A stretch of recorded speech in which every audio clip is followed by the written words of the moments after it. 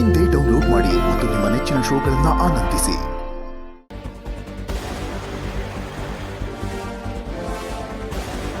ಯಜಮಾನ್ರೆ ಕಾಫಿ. ಏಯ್, ನೀವು ಯಾಕೋ ತರಕ್ಕೆ ಹೋದೆ? ಮನೇಲಿ ಕೆಲಸದವ್ರು ಇರಲಿಲ್ವಾ? ನಾನು ಮನೆ ಕೆಲಸನೇ ಅಲ್ವ ಯಜಮಾನ್ರೆ. ಏಯ್, ನೀನು ಮನೆ ಹಳಿ ಹಾಕೋಣ. ನ್ಯಾಯವಾಗಿ ಯಜಮಾನ್ರೆ ಅನ್ಬಾರ್ದು, ಮಾವ ಅನ್ಬೇಕು.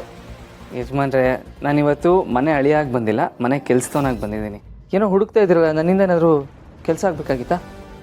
ಬೇಡ ಸುಬ್ಬು, ಇದು ನಿನ್ನಿಂದ ಆಗಲ್ಲ. ನಾನೇ ಪರ್ಸ್ನಲ್ ಆಗಿ ಹುಡುಕಬೇಕು. ಯಜಮಾನ್ರೆ, ಈಗ ತಾನೇ ನನ್ನ ಮನೆ ಅಳಿಯ ಅಂತಂದ್ರಿ, ಮಾವ ಅಂತ ಕರಿ ಅಂತಲೂ ಅಂದ್ರಿ. ನಾನು ನಮ್ಮ ಮಾವನ ವಿಚಾರಿಸಿದ್ದೀನಿ ಅಂತಲೇ ಅಂದ್ಕೊಳ್ಳಿ. ನಿಮಗೆ ತಲೆ ಬಿಸಿ ಆಗುವಂಥ ಕೆಲಸ ಏನೇ ಆದರೂ ನಾನು ಮಾಡ್ತೀನಿ.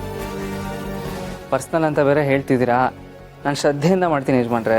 ಅದು ಸರ್ಕಾರಿ ಪ್ರೈಮರಿ ಶಾಲೆಯಲ್ಲಿ ಪಾಠ ಮಾಡೋ ಟೀಚರ್ಗಳದೆಲ್ಲ ಲಿಸ್ಟ್ ಇಲ್ಲಿದೆ.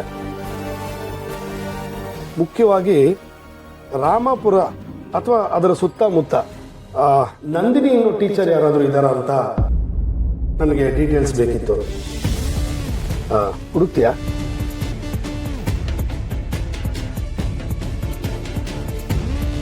ಏನು ಸುಬ್ಬು ಹಾಗೆ ನೋಡ್ತಿದ್ಯಾ? ಸರಿ ಯಜಮಾನ್ರೆ, ನಾನು ಹುಡುಕ್ತೀನಿ ಬಿಡಿ. ನಾನು ಹುಡುಕ್ತೀನಿ, ನೀವೇನು ತಲೆ ಕೆಡಿಸ್ಕೋಬೇಡಿ. ಸರಿ, ನನಗೂ ಸ್ವಲ್ಪ ಲ್ಯಾಪ್ಟಾಪ್ ನೋಡಿ ನೋಡಿ ಕಣ್ಣುರಿತಾ ಇದೆ. ನಾನು ರೆಸ್ಟ್ ಮಾಡ್ತೀನಿ. ಸರಿ ಯಜಮಾನ್ರೆ. ನಿಮ್ಗೇನಾದ್ರು ನನಗೆ ಹೇಳಬೇಕಾಗಿರೋಂಥ ಡೀಟೇಲ್ಸ್ ಕಂಡು ಬಂದರೆ ಕೂಡಲೇ ಎಬ್ಸು. ಸರಿ ಯಜಮಾನ್ರೆ.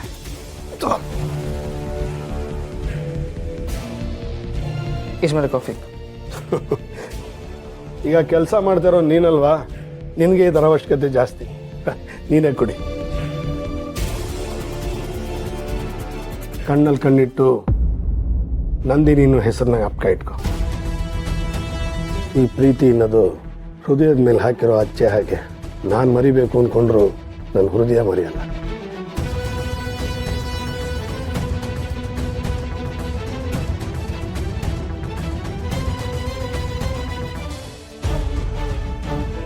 ರಾಮಾಪುರ ಅಥವಾ ಅದರ ಸುತ್ತಮುತ್ತ ನಂದಿನಿ ಇನ್ನೂ ಟೀಚರ್ ಯಾರಾದರೂ ಇದ್ದಾರಾ ಅಂತ ನನಗೆ ಡೀಟೇಲ್ಸ್ ಬೇಕಿತ್ತು. ಕಣ್ಣಲ್ಲಿ ಕಣ್ಣಿಟ್ಟು ನಂದಿನಿ ಇನ್ನೂ ಹೆಸರನ್ನ ಜ್ಞಾಪಕ ಇಟ್ಕೊ.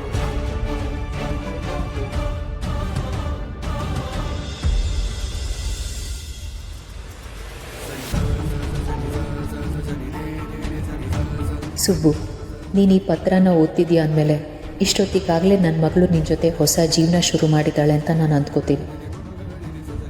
ಹಂಗಂದ್ರೆ ಯಜಮಾನ್ರು ಹುಡುಕ್ತಿರೋದು ಶ್ರಾವಣಿ ಮೇಡಮ್ ಅವ್ರ ತಾಯಿನ, ಅಂದ್ರೆ ಅವ್ರ ಹೆಂಡ್ತಿನ?